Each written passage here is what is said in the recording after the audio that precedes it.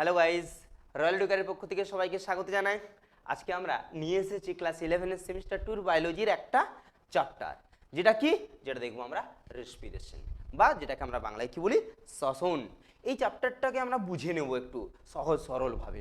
এই চ্যাপ্টারটার অনেক ভিডিও আসবে শর্ট পার্ট করে করে, তার মধ্যে একটা টপিক আমরা আজকে করব যে রেসপিরেশন কি জিনিসটা সেটা।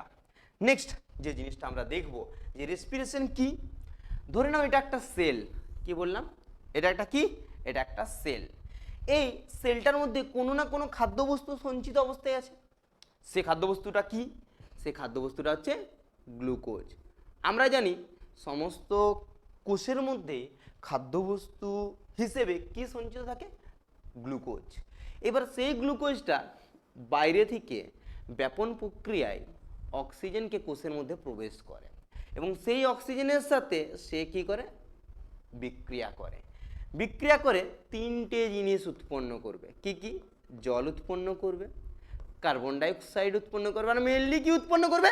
এটিপি। কি উৎপন্ন করবে? এটিপি।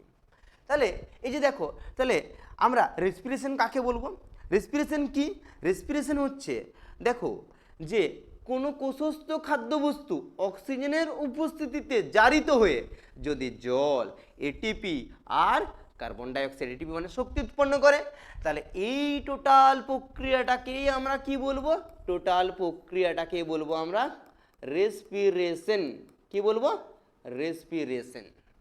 এরপর যে জিনিসটা জানবো, এই রেসপিরেশন কিভাবে হয় এইটা জানবো আমরা আজকে। দেখা যাক কিভাবে হয়। তাহলে প্রথমেই যে জিনিসটা দেখবো রেসপিরেশন কিভাবে হয়। ধরে নাও এটা আমাদের একটা নাজাল পার্ট। কি বললাম? ধরে নাও এটা আমাদের একটা নাজাল পার্ট।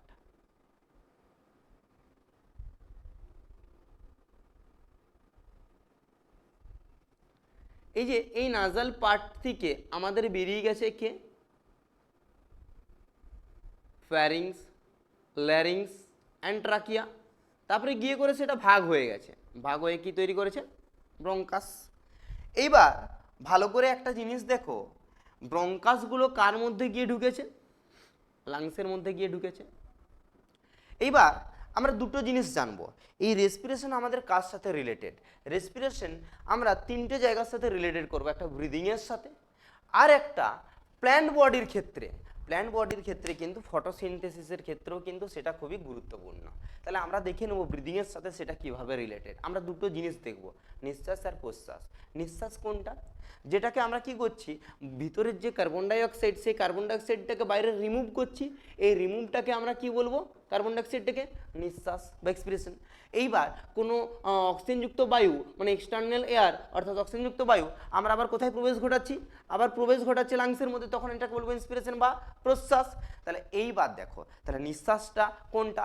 বাইরে বেরিয়ে যাচ্ছে বাতাসটা, সেটা নিঃশ্বাস। প্রবেশ করছে সেটা কিন্তু প্রশ্বাস। এইবার দেখো, এই যে অক্সিজেনটা এখানে আছে, এই যে অক্সিজেনটা দেখছো তোমরা এখানে আছে, এই অক্সিজেনটা ভালো করে একটা জিনিস দেখো, এই অক্সিজেনটা কি কি করবে? এখন এখান থেকে ব্লাডের মধ্যে আসবে। ব্লাডে আসার জন্য কি করবে? এখানে কোনো না কোনো রক্তবাহ আছে। কি বললাম? এখানে কোনো না কোনো রক্তবাহ আছে, যে রক্তবাহের মাধ্যমে এখানে জাম্প করে গেল। তার মানে এবার অক্সিজেনটা কোথায় আছে? এই রক্তবাহের মধ্যে আছে। এইবার ধরে নাও এই রক্তবাহটা কোনো না কোনো একটা সেলের কাছ দিয়ে গেছে। কি বললাম? এই রক্তবাহটা কোনো না কোনো একটা সেলের কাছ দিয়ে গেছে। তাহলে এখানে যে ব্লাডটা ফ্লো হচ্ছে তার মাধ্যমে কে চলে আসছে? আমাদের অক্সিজেনটা চলে আসছে। কোথায় চলে আসছে অক্সিজেনটা? এইখানে যে সেলটা আছে সেই সেলটার মধ্যে প্রবেশ করবে এসে করে অক্সিজেনটা। বোঝার চেষ্টা করবে ভালো করে।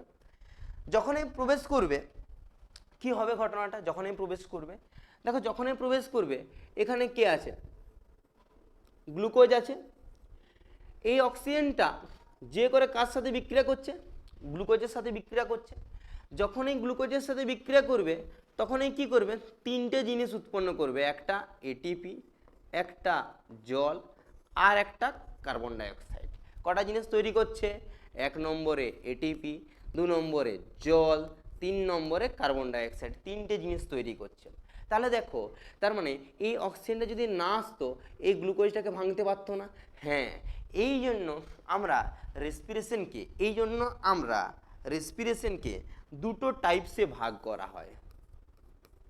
রেসপিরেশনকে দুটো টাইপসে ভাগ করা হয়।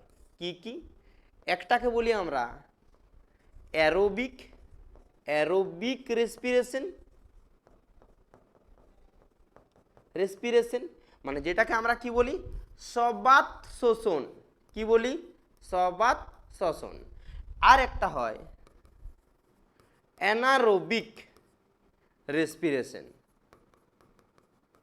অ্যানারোবিক রেসপিরেশন যেটাকে আমরা বলি কি অবাত শ্বসন।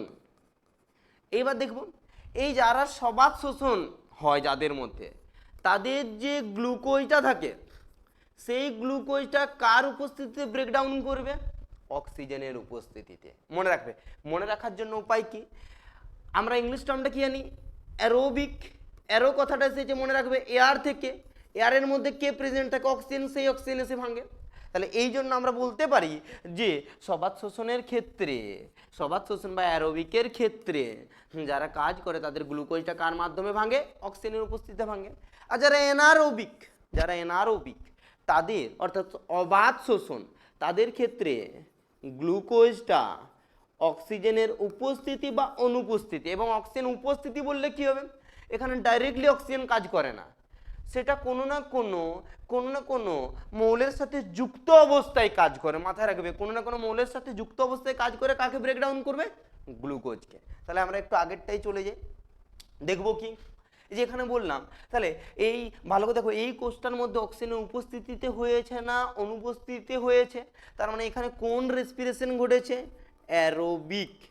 কোন রেসপিরেশন ঘটেছে? অ্যারোবিক। মনে রাখবে, যেহেতু অক্সিজেনের উপস্থিতিতে হয়েছে। নেক্সট যদি আমরা দেখতে যাই, কি দেখবো নেক্সট? আমরা এরপর দেখব যে আমাদের এই যে রেসপিরেশন, এই রেসপিরেশন কিভাবে ফটোসিনথেসিস অ্যান্ড আমরা এই ফটোসিনথেসিস এবং রেসপিরেশন কিভাবে এরা রিলেটেড, এই জিনিসটা একটু জেনে নেবো আমরা। একটু দেখা যাক যে এরা কিভাবে রিলেটেড। নেক্সট যে জিনিসটা আমরা দেখব, দেখো কিভাবে রিলেটেড জিনিসটা দেখা যাক। ধরো এটা একটা সেল, এটা একটা সেল, ধরে নাও এটা একটা সেল।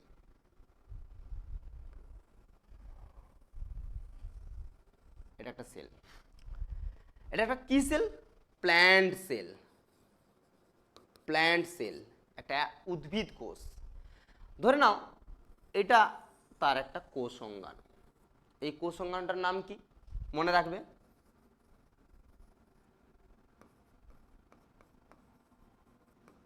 ক্লোরোপ্লাস্ট। কি বললাম? ক্লোরোপ্লাস্ট। আর একটা কোষ অঙ্গাণু ধরে নাও ওই কোষটারই, এর নামটা কি?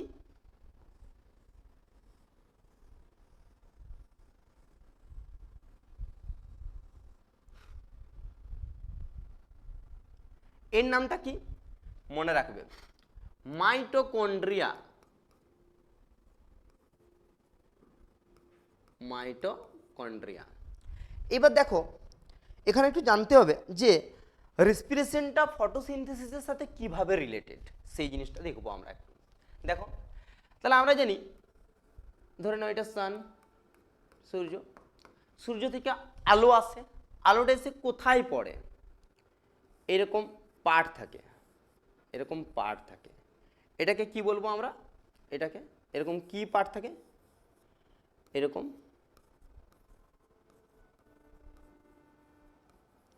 গ্রানাম। কি থাকে এখানে? গ্রানাম। দেখে নাও এটাকে কি বললাম তাহলে? এখানে কি থাকে? গ্রানাম। এই গ্রানাম যেগুলো, এই গ্রানামগুলো অর্থাৎ গ্রানাগুলো কি হয়, এক একটা যে পার্টগুলো থাকে এগুলোকে থাইলাকয়েড বলা হয়। এই থাইলাকয়েডগুলো কাকে নিয়ে আসে? সূর্য থেকে আসা বিভিন্ন কণা, যেগুলোকে ফোটন কণা বলে। সেই ফোটন কণাগুলো যখন এই থাইলাকয়েডে আসে তখন এখানে ক্লোরোফিলগুলো উদ্দীপিত হয়। তার জন্য এখানে কোন রিয়াকশন শুরু হয়?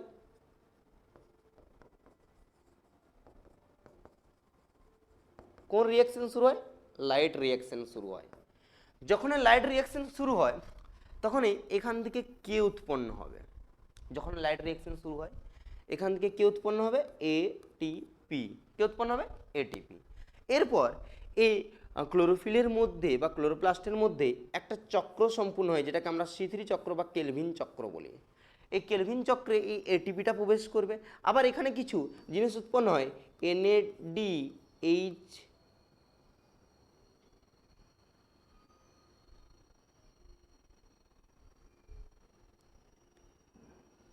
NADP উৎপন্ন হয়। এছাড়া কার্বন ডাইঅক্সাইডকে গ্রহণ করে। তখন এই কেলভিন চক্রে অর্থাৎ সি3 চক্রের মাধ্যমে কি উৎপন্ন হয়? গ্লুকোজ। কি উৎপন্ন হবে? গ্লুকোজ। এই গ্লুকোজটা চলে আসে সাইটোপ্লাজমে। তাহলে কোথায় চলে আসলো?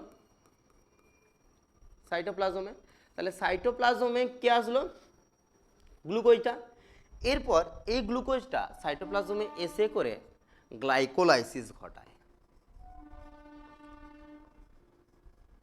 কি ঘটাবে? গ্লাইকোলাইসিস। গ্লাইকোলাইসিসের মাধ্যমে কি উৎপন্ন করবে? পাইরুভেট। কি উৎপন্ন করবে? পাইরুভেট বা পাইরুভিক অ্যাসিড। এই পাইরুভিক অ্যাসিডটা আবার ডিকার্বক্সিলেশনের মাধ্যমে উৎপন্ন করবে অ্যাসিটাইল কোএ। কি উৎপন্ন করবে? Acetyl CoA. এই অ্যাসিটাইল কোএটা চলে যাবে কোথায়? মাইটোকন্ড্রিয়ার ম্যাট্রিক্সে। কোথায় চলে যাবে? মাইটোকন্ড্রিয়ার ম্যাট্রিক্স। এই যখনই মাইটোকন্ড্রিয়ার ম্যাট্রিক্সে অ্যাসিটাইল কোএটা চলে গেল, সেখানে একটা চক্র সম্পূর্ণ হবে, যার নাম কি? যার নাম হচ্ছে ক্রেবস সাইকেল। কি সম্পূর্ণ হবে? ক্রেবস চক্র সম্পূর্ণ হবে। এই ক্রেবস চক্রের মাধ্যমে কিছু জিনিস উৎপন্ন হবে, যেমন একটা NADH2, একটা FADH2, আরও GTP, এগুলো উৎপন্ন হবে। এই যে এই NADH2, FADH2 এরা চলে আসে মাইটোকন্ড্রিয়ার ইউলো যে সারফেসটা, এটাকে আমরা বলি কি? এটাকে আমরা বলি ইনার মেমব্রেন। কি বলি এটাকে আমরা? Inner membrane. এই ইনার মেমব্রেনে চলে আসে এই জিনিসগুলো, এই যে এই জিনিসগুলো, এরা কি এইখানে চলে আসবে। এরা কি সম্পূর্ণ করবে? এরা ETS, ইলেকট্রন ট্রান্সপোর্ট সিস্টেম এরা তৈরি করবে, বা এরা এসব ইলেকট্রন ট্রান্সপোর্ট সিস্টেমে প্রবেশ করবে। যখনই প্রবেশ করবে, তারপর এইগুলো থেকে এই NADH2 এখান থেকে ATP বেরাবে, 3 অণু ATP, FADH2 এখান থেকে 2 অণু ATP বেরাবে। এখানে কি হবে? এই ATPগুলো রিলিজ হবে। তাহলে রেসপিরেশনের উদ্দেশ্যই কি? আমাদের একটা কোষ থেকে কি উৎপন্ন করা? ATP উৎপন্ন করা। তাহলে দেখো, ফটোসিনথেসিসের সঙ্গে রেসপিরেশনটা কিভাবে সম্পর্কযুক্ত বোঝা গেল। তাহলে প্রথমে কি হলো? Light reaction. যখন লাইট রিঅ্যাকশন হলো, গ্রানামের কি উৎপন্ন হলো? ATP। সেই ATPটা কার্বন ডাইঅক্সাইডের সহায়তায় সি3 চক্রে কাকে উৎপন্ন করলো? গ্লুকোজকে। এবার সেই গ্লুকোজ সাইটোপ্লাজমে গেল, সেই গ্লুকোজ সাইটোপ্লাজমে গিয়ে করে অ্যারোবিক রেসপিরেশনে একটু দেখিয়ে দিই আমরা। অ্যারোবিক রেসপিরেশন, এই যে দেখো, অ্যারোবিক রেসপিরেশনে কিছু স্টেপ হয়, সেই স্টেপে প্রবেশ করে। কি কি স্টেপ হয়? একটা হয় গ্লাইকোলাইসিস। কি বললাম? গ্লাইকোলাইসিস। 2 নম্বর স্টেপ কি হবে? 2 নম্বর স্টেপ মনে রাখবে কি হয়? সেখানে কার্বক্সিলেশন। কি হবে? কার্বক্সিলেশন। 3 নম্বর চক্র হবে ক্রেবস সাইকেল। কি হবে? Krebs cycle. 4 নম্বরে কি হবে?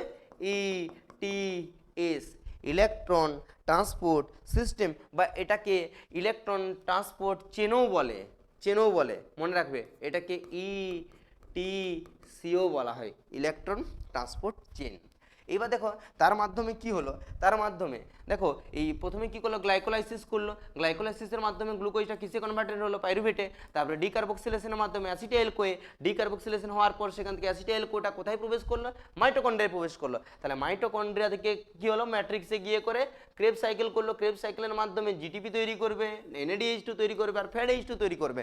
এই যে NADH2 আর FADH2 এরা কোথায় চলে যায়? এরা মাইটোকন্ড্রিয়ার ইনার মেমব্রেনে অর্থাৎ অন্তঃপর্দায় চলে যাবে। অন্তঃপর্দায় গিয়ে করে সেখানে কি উৎপন্ন করবে?